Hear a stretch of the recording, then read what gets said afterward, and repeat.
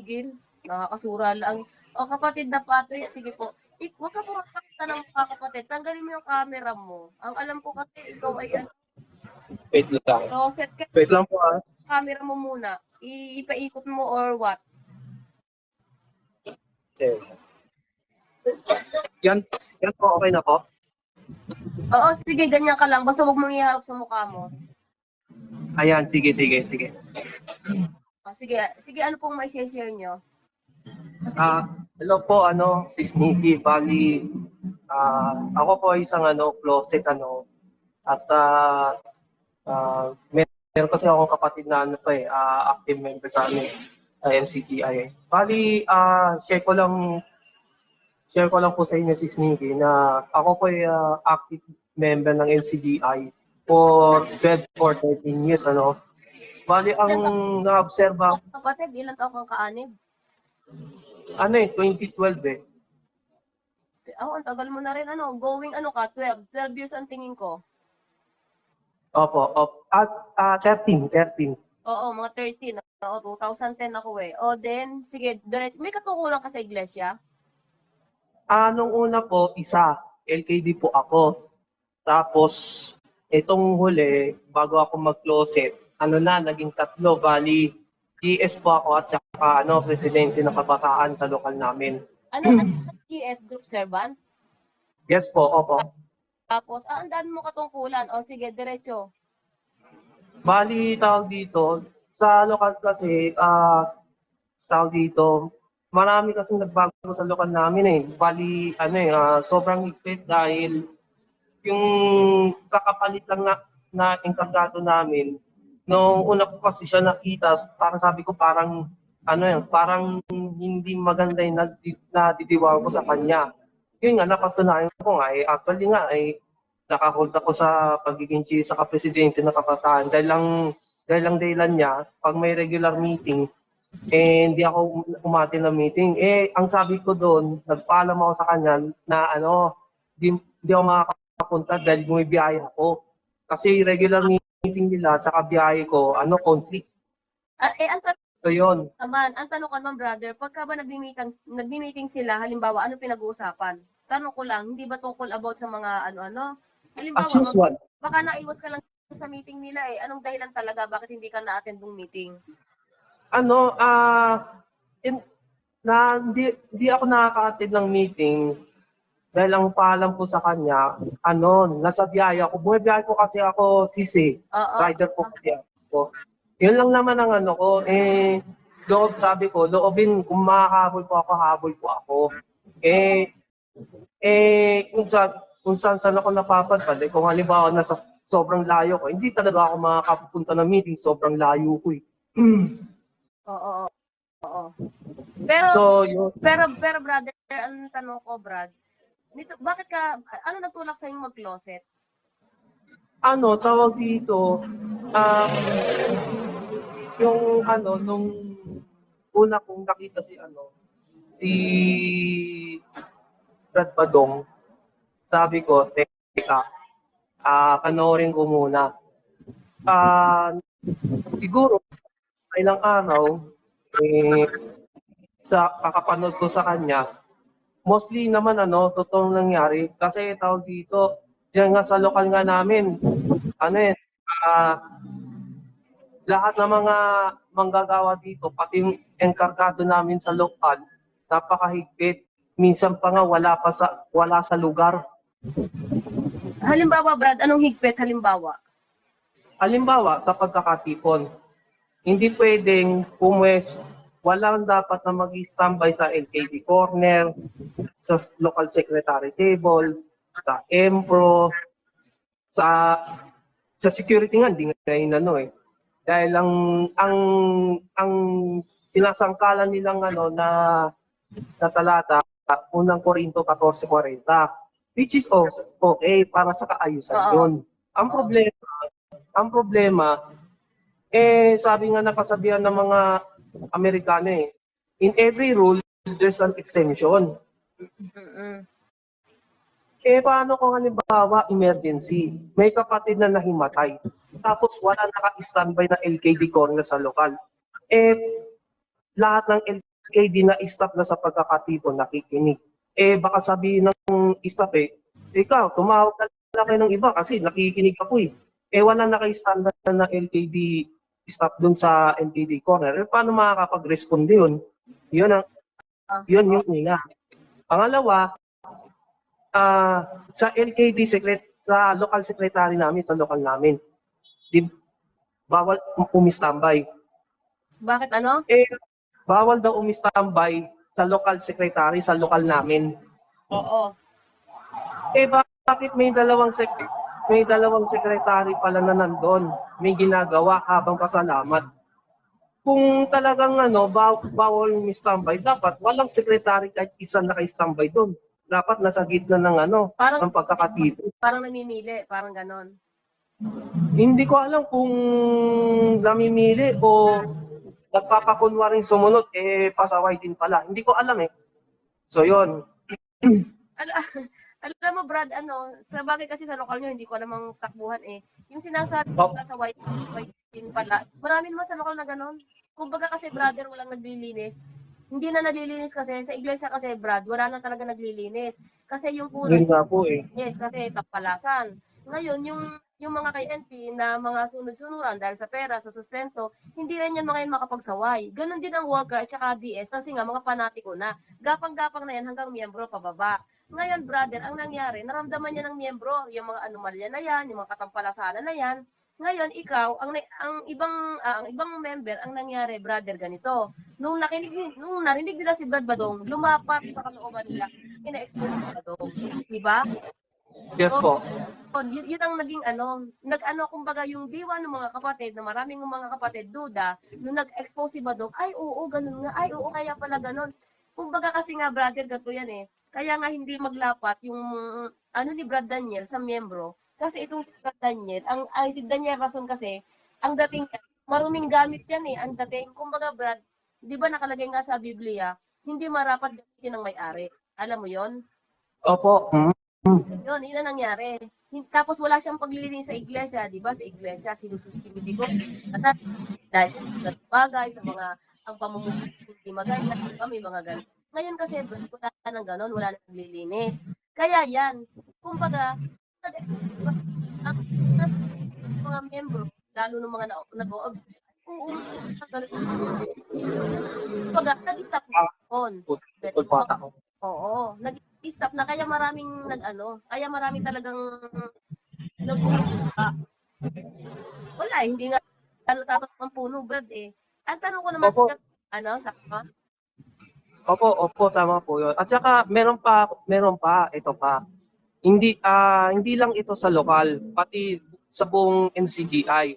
In terms of kabataan, may mga na-obserban ako na kabataan na hindi na sumusuot ng damit na nararapat, lalo na sa panahon ni KBR. Kasi sa lokal namin, dapat nga sa lokal pa lang, pag ang pananamit hindi ayon sa unang Timoteo 2:9, dapat nga yan pinapalabas, pinapauwi. Ang nangyayari, hindi, pinapapasok pa. Ang katunayan dyan, si Sneaky, meron dito sa lokal namin na coordinator pa ng mothers, kung magsuot ng damit medyo mahipit. Sabi ko, nakapit, kumbaga bakat ang katawan. Oo, bakat. Tapos matanda na, sabi ko, ano man naman to? Alam naman niya na bawal magsuot ng mahigpit na damit. Dapat katimtiman at inahon. Bakit pinapapasok to? Alam ba ng mga manggagawa to? Hindi ko alam kung sinasaway o hinahayaan kasi ang tingin ko, Brad, kaya hindi na siguro nagsasaway. Lalo ngayon maraming nag-chat sa akin ng mga prophet. Sabi nila, parang hindi na naghihigpit ngayon. Hindi na po naghihigpit ngayon masyado. Sabi ng ibang closet. Ngayon, ang naisip ko, kaya ganon, siguro napapansin nila ng mga worker, mga maayos na kapatid, nag-e-exit na, wala na, hindi na nila nakikita. Ayun po yung nakikita ko na dahilan kung bakit hindi na sila masyado hihigpit. Oo. Opo, tama po. Siguro maraming kadahilanan Tapos balik naman sa kabataan. May mga kabataan na may katungkulan pero magkasintahan na palihim, hindi nagpapaalam sa manggagawa. Hindi nagpapaalam magkasintahan, pero dapat yun nagpapaalam, di ba? O hindi nagpapaalam, pero magugulat ka na lang na na sila.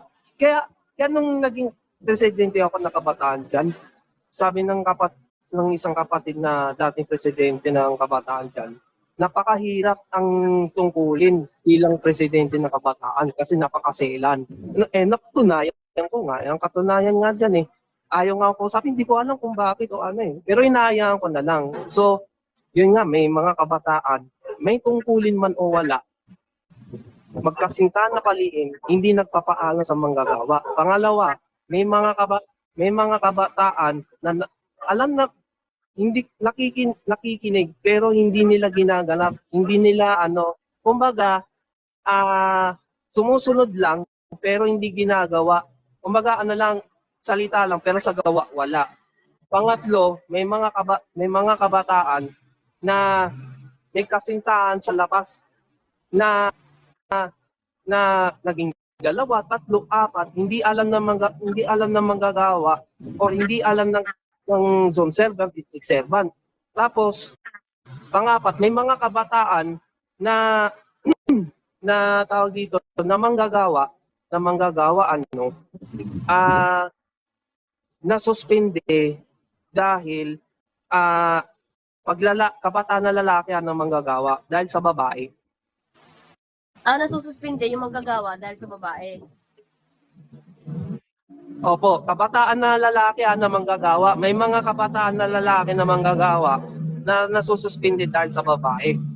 Kasi nga, manggagawa dapat kasi nagpapaalam yung manggagawa, yun ang alam ko doon. Kasi manggagawa siya parang kaiba siya doon sa ordinaryong member yun ang alam ko Kasi manggagawa ka dapat, alam ko kasi na hindi Brad. Kasi gawa ng meron nga mag-asawa talaga, tatagpuin yung isa, kikitain yun. Kung mag-asawa, nadap din. Alam mo kasi Brad, hindi na nakakapagtaka yan Brad. Kasi ang diwa nga ni Daniel Rason ay madilim. Hindi niya Brad, ang ingay. Naputol po kayo. Ang ingay ko sa sa tabi mo, sa area mo. So, kasi nandito ako sa sa bahay. Actually, nasa parang residential unit. Nasa 5th floor kasi ako. Kalsada ka. Yung may terrace tapos kalsada. Layo lang ako. Ako kalsada rin tahimik na rin. Alam mo Brad, ayun na nangyari yan kasi mga walang paglilinis yan. Tapos kung mambato tong mga tong mga DS at saka mga worker, diring-diri sa mga suspindido. Masyadong malilinis. Oo. Brad, kaya nga ha? Opo, tama po yun. Pero ang hindi nila alam or ang nakakalimutan nila, ang sabi ni Brad hindi mo dapat pangdiriin ng suspindido kasi yan, nililinis yan ng Diyos. Ewan ko bakit wala na akong sa kanila. Wala na akong sa kanila. Total, nakalabas na ako. Ang sinasalaysay ko lang sa kanila, etong namumuno ngayon, wala silang masabi. Nakakatawa, no? Lahat na pinakyaw na, no? Tapos yung mga member, panatiko, nakanganga. Ang tawag dyan, panatiko. Panatiko yan, Alam mo, sa anumang puno ng leader, may panatiko yan, hindi pwedeng wala. Ngayon, yung sa Diyos, yung talagang may Kristo, yung may diwang Kristo na naghahanap pa ng salita at aral ni Kristo, lalabas ka dyan. Kasi alam mo, yung mga sinasabi, sala na, Brad.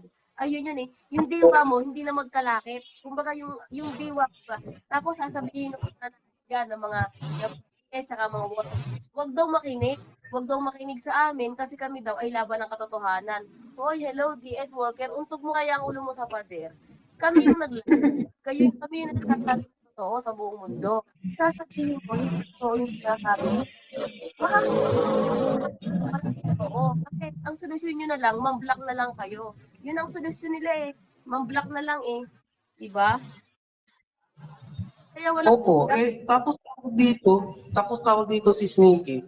Pag yung kapatid nag-exit na or nag-losing, dapat hindi na nila pinapakialaman dapat kaya nila ginagawa 'yon siguro desperado or whatever reason. Pero tingin ko desperado eh. Oo, Kasi kung ano yung kasi sinumungan. marami kasi nag-e-exit na eh. Kaya ganun eh. Tapos eto nakakatuwa naman ano. Alam mo itong mga nasa loob ng iglesia ni Rason, di po kayo nahihiya sa sarili nyo? Ang sagot nyo, ang sasabihin nyo na lang block nyo na lang, i-block. Abay, teka, wala na baga kayong kaisip-isip na ano, na kwan. Kaya lalong na ano yung iba eh. Kaya lalong nakukuha yung iba eh. Pinapa-block eh. Pinapa-block nyo eh. Dapat nga makinig kayo. Tapos eto, Brad, may nagsabi sa akin, may nag-chat sa akin kapatid, hindi ko nababanggitin kung sino to, nakapatid na to. Sabi, yung kapatid na friends ko, sabi niya, ah, si Snake, pinapabla ka po sa akin nung taga Germany. Nakakaloka. Ay, sikat na pala ako. Birin mo yung pangalan ko, nakarating sa Germany. ano, pinapablock ako. Oy, di i-block nyo ko. Wala namang problema eh. Nakakaloka daw. Opo. Sa FB. Tapos utusan ka, oy, kayong mga nasa loob na iglesia na Rason, alam nyo, ang kakapal din naman ng mga pagbumukha nyo, no? Palibasa, wala na kayong mga aral, kayo'y mabubuwag na, kayo'y mga kambing. Yung mga tao na pinabablock nyo, hindi nyo naman ako kilala eh, para ipablock nyo ako doon sa tao. Wala kayong kinalaman sa pagiging magkaibigan namin, kung sino man yung inutusan mo. Tapos eto, bigla kang eksena, bigla kang manunungwag, mag-aalakambing ka, para sabihin na i-block ako. Kambing ang tawag dyan. Kayong mga nasa iglesia ni Rason, ha?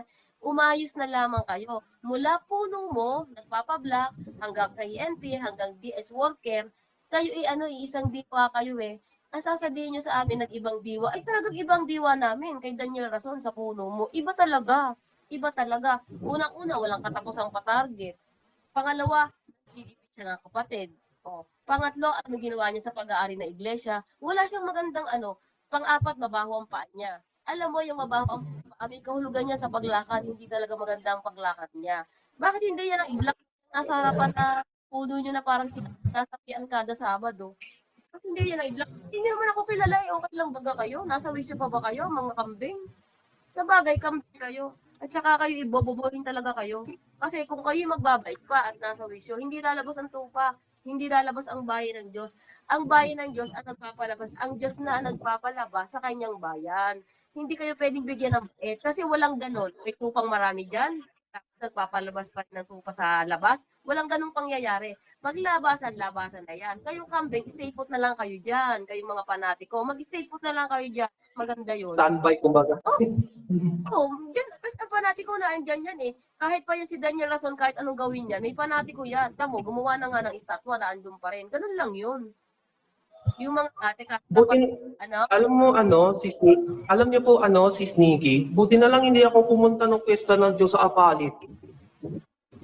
Kinalabutan nga ako dun eh.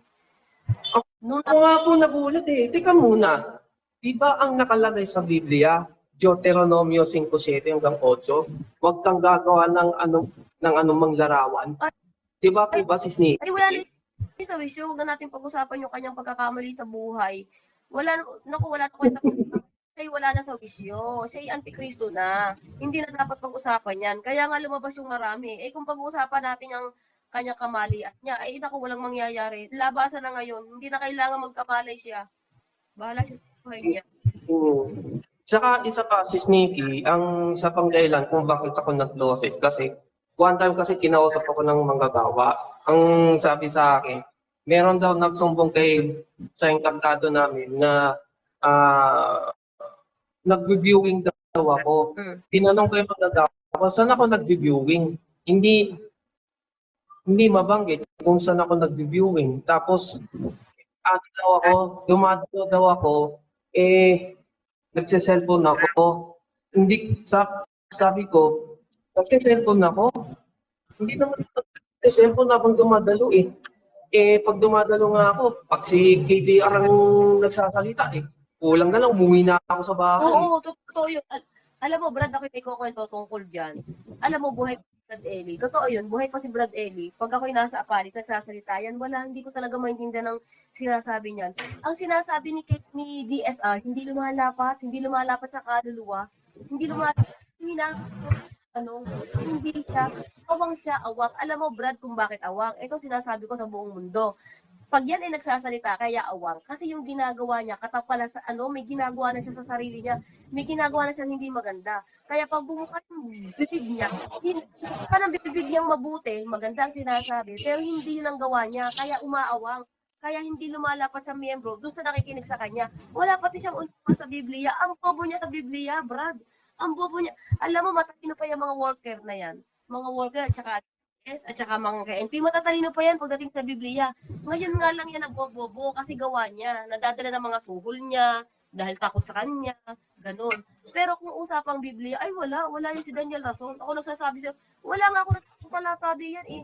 Ang lagi niyang sinasabi, Brad, alam mo, ang lagi niya sinasabi pagkapasalamat. O, kapatid Rodel, kapatid Rodel, naunawa ko, kapatid na Rodel, kapatid na Rodel, isang talagang babasahin. Nakatatlong kapatid na Rodel na, Brad Rodel, nakatatlong banggit na. Wala ka paano sa kanya. Nakasandal siya.